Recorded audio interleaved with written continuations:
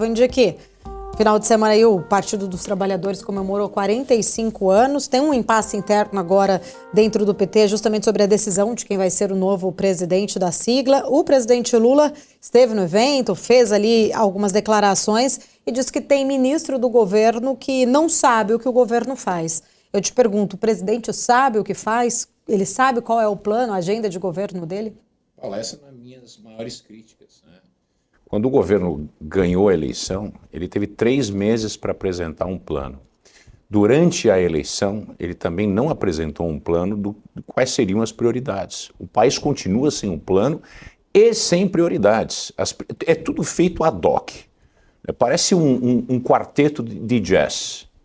A tônica desse governo é a improvisação. Tanto é que a gente sabe que o improviso é sempre aquela válvula de escape que acaba criando problemas para o governo.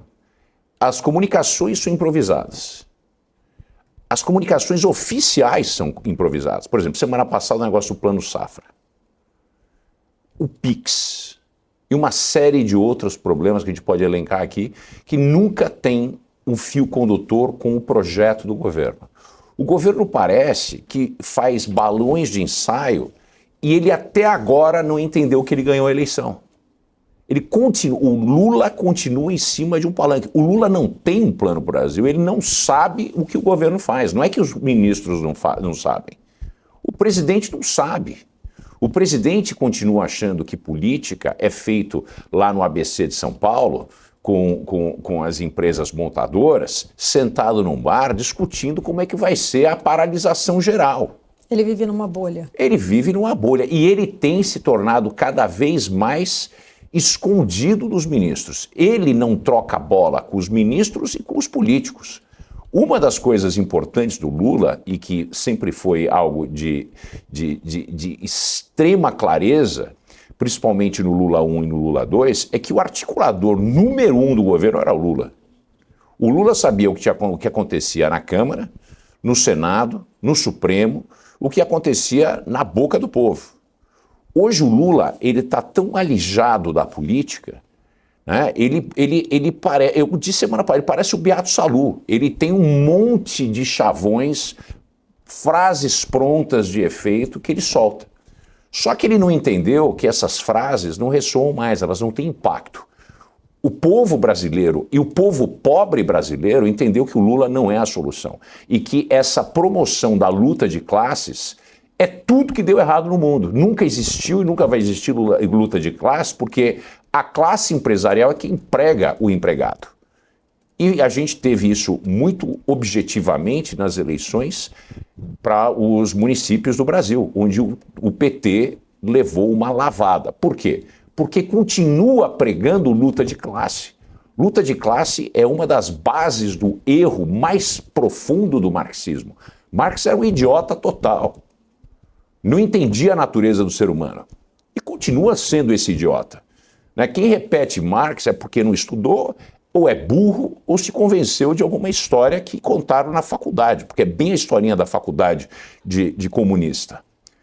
E essa visão marxista de luta de classe permeia o PT. O PT não evoluiu.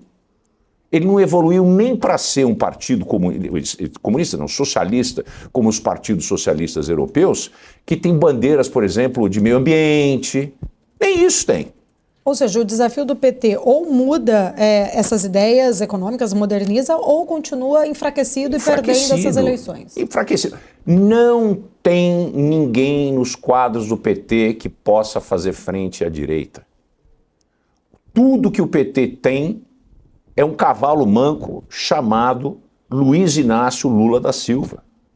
E se o Lula morrer amanhã, vão empalhar ele para fazer a concorrência em 2026. Alguém vai falar, vão chamar o Tom Cavalcante, que imita ele perfeitamente, ele empalhado falando. Porque não tem ninguém. Haddad, e eu digo, o Haddad é o melhor que tem dentro do PT. E não é grande coisa. Mas como o Sérgio disse, é muito ruim com o Haddad, é muito pior sem ele. Então tem que ficar lá. Só que para presidente não é o Haddad. Quem é que vai chamar para si essa posição? Gleisi Hoffmann? Não existe ninguém lá dentro. O PT é um partido extremamente baseado nas ideias stalinistas, onde o Lula e o grupo de asseclas imediato ao redor dele eliminaram todas as concorrências jovens. Por exemplo, o Boulos, Guilherme Boulos, que é outro, não tem razão de ser, né? O sujeito que vive de invasão, mas o próprio Boulos, que gozou participou de uma eleição e gozou de um número expressivo de votos, principalmente do voto jovem do socialista de iPhone, né? Diga-se, porque o pobre não votou nesse sujeito. O pobre votou no Marçal. O pobre votou no Nunes. Né? A turminha da Zona Sul, da Zona Centro, dos Jardins, de Pinheiros, essa turminha votou, essa turminha que nunca trabalhou na vida e que o pai dá mesada. E que é o comunista de Rolex. Esse pessoal votou na extrema esquerda, porque não entende nada do mundo. Agora, quem é que vota nos candidatos do PT? O PT, os famosos grassroots, que é onde começa a política, que é onde o homem e a mulher vivem no dia a dia, que é no município, apagou. Se não houver uma reconquista dessas unidades pequenas, do dia a dia, onde as pessoas compram, as pessoas vendem, as pessoas trabalham, as pessoas adoecem, as pessoas estudam, as pessoas morrem, as pessoas nascem, a gente não tem uma base política para o PT. Não adianta ter base política no PT em Brasília. E é isso que o PT é uma autofagia. Por não entender de política e estar preso numa consciência do século passado, não criou a base de evolução do partido. E olha, que o PT é um partido relevante e importante no processo de redemocratização do Brasil. Eu não tenho nada a favor do PT, não gosto do PT, não sou petista, mas eu entendo sua função. E foi fundamental entre as forças com o MDB para chamar para si o processo de extensão da ditadura militar. Então tem o seu papel merecido na história, só que está apagando. Está apagando porque não evoluiu. Então como é que fica essa situação? Celebrar 45 anos que não haverá mais 45 anos pela frente.